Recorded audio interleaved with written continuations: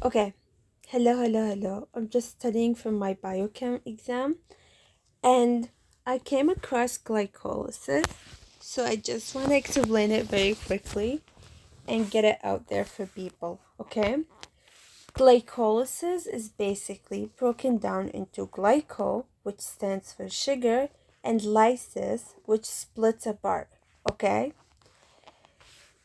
Glycolysis is basically where we're taking glucose, a 6 carbon molecules, and since it's glycolysis, we're going to split this 6 carbon molecules and we're going to break it in half. And when we have a 3 carbon molecule, it's going to give us 2 pyruvate. So basically right here, we have glucose with splitting in half and giving us 2 pyruvate. Okay? And this is going to release energy. And when it releases energy, it captures it like in the form of ATP and NADH. Okay? We'll come back to this step later on. But just understand that glycolysis in general is energy producing process. Glycolysis, here's the net reaction of glycolysis, okay? Glucose plus 2 NAD plus 2 ADP plus 2 inorganic phosphate gives us 2 pyruvate, 2 NADH, 2 hydrogen ions, 2 ATPs, and 2 water molecules, okay? And going from NAD plus to NADH, it will be a reducing reaction. We're adding a hydrogen onto that. Now understand that glycolysis is broken into 2 phases, which occurs in 10 steps. Phase 1 is steps 1 to 5, and it's basically known as the investment phase. It consumes the energy, known as endothermic, and it basically we are investing, it's called the investment phase because we are investing our ATP molecules. But don't worry, it's worth it at the end because in phase 2, which is steps 6 to 10, and it's payoff phase. So after our investment, we get the money. Yeah. So it basically produces energy and we gain 4 ATP plus 2 NADH. See what's better. So that's good. It was worth the investment. Now, in step 1, we're going to go through it detailed, okay? So in step 1, right here, we have our glucose molecule, and that glucose molecule is being turned to glucose 6-phosphate. Now, I don't have any reactions or images of the reactions just because my exam doesn't require me to remember the structure of each reaction. But please, if you need to remember the structure of each reaction and how it goes, go on to Google and search an image and pull it up. It will make more sense, okay? For me, I'm using text. That's how I like it. I don't want to get into messy reactions. And honestly, I don't want to remember any extra structure or reaction, okay? So let's keep going. So if we're going from glucose to glucose 6-phosphate, we have a phosphate right here. And what do we use to make phosphate? Well, we use ATP and it gets converted into ADP and that gives us a phosphate, right? Basically, from this to this, we need a very important enzyme.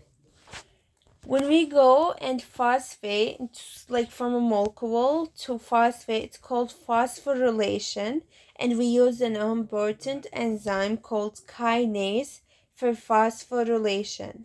And since we're going from glucose to 6-phosphate, it's going to be called hexokinase. And then we need a very important cofactor. Please welcome magnesium to the stage. It's going to be present in all of our 5 steps, okay? So just remember that magnesium is a very important cofactor for the reaction to proceed. Now, we need to know, is this product reversible or irreversible? What I mean by reversible and irreversible. Reversible means it goes both ways, okay? It goes from products to reactants or from reactants to products. Irreversible, it means like it goes one way, it cannot go backward, okay? So, looking at delta G right here, and remember this is the biological delta G. We're talking about the pH of 7. And it's negative 16.7. So if it's negative 16.7, that means this reaction is irreversible. Delta H is way too large for this reaction to be reversible, okay? If you don't want to go into the values of delta G and get into that mess, here's a way to remember it. Honestly, I would say remember it that way. It's way easier. But just know in general, when we have a big value of delta G, especially negative delta G, that means this reaction is irreversible and the products are favored. Okay, we go one way, product. That's it. We're done. Okay, but if you have a delta G that is very close to 0, positive, close to 0, small, it's reactant favored, meaning this reaction could be reversible. Okay, it is reversible, sorry, it is reversible, but the thing is, it's reactant favored. Okay, it favors the reactants, like your mother favors the younger sibling always. Anyways, so we have steps 1, 3, and 10. Those 3 reactions is irreversible. That's it. And then we have step 7 in this reaction, which we're basically going to talk about in in phase 2, okay? And there's an exception for that. All right, moving on. We have step 1, we've already explained, we went through it. We know that the reaction is irreversible. Now going on to step 2. Basically in glycolysis, we take the product of what we've already formed and we take it on to the other step, okay? Now we have glucose 6-phosphate and it's going to be converted into fructose 6-phosphate. And basically, those glucose and fructose are isomers. They are isomers. Okay, sorry. We're going to continue with step 2, okay? We're going to take the product of the first step and we're going to take it with us to the second step, okay? Now we have glucose 6-phosphate. As I told you, magnesium is a very important cofactor. It's going to be present from those 5 steps. From 1 to 5, magnesium is always present as a cofactor. Now, from glucose 6-phosphate, we're going on to fructose 6-phosphate. What's going on?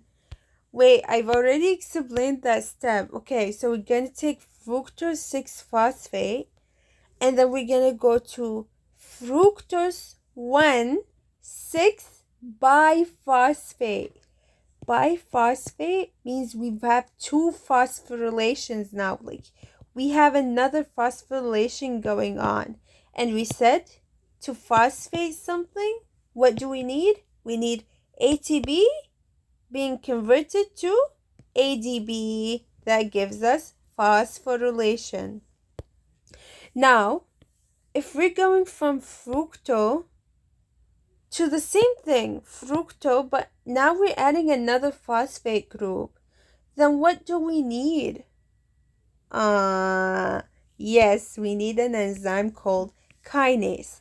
But what's a special name for fructose, like fructose 1-biphosphate?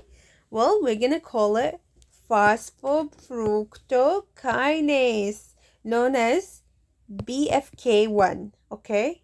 That's a very important enzyme. To go from fructose 6-phosphate to fructose 1,6-biphosphate. Let's look at delta G in biological conditions intracellular. We have negative 14.2. Negative 14.2, what did we say? It's a large negative delta G value. That means it's irreversible. This product favors products. This reaction favors products. Moving on to step 4.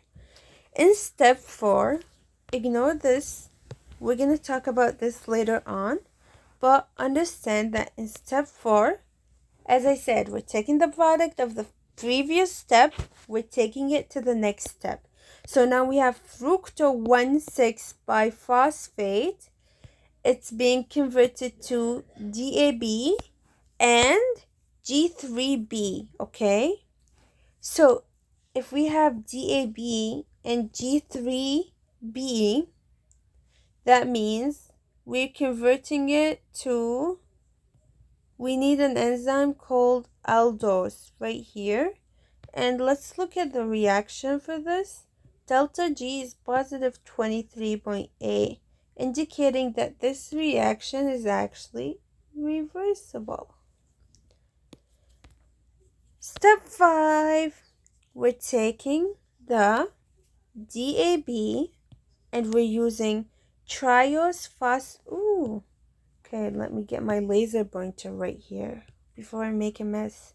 Okay, we're taking the DAB from the previous reaction and we're converting it to G3-phosphate.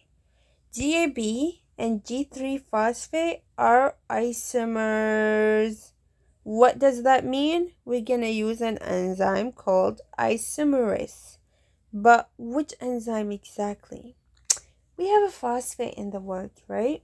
So it's going to be called triose phosphate isomerase.